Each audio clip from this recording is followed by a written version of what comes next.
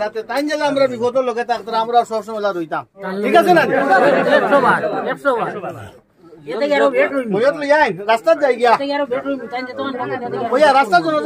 গতকালকে যে জনজা হয়েছে আব্দুল হোসেনের এই জনজাত প্রায় 1500 থেকে 2000 মানুষ হয়েছিল আর এই জনজাত উপস্থিত হয়েছিল আলগাপুরের বিধায়ক হাজি নিজামুদ্দিন চৌধুরী তাইনও উপস্থিত আসলে এই জনতার মাঝে। তো দেখুন এই জনজা যে সময় হইব আপনারা দেখবা আরও যে স্বরূপ দেখান দেখা এখান থেকে আব্দুল হোসেন বাইয়ের মরদেহ লইয়া যাওয়ার জনজার লাগিয়া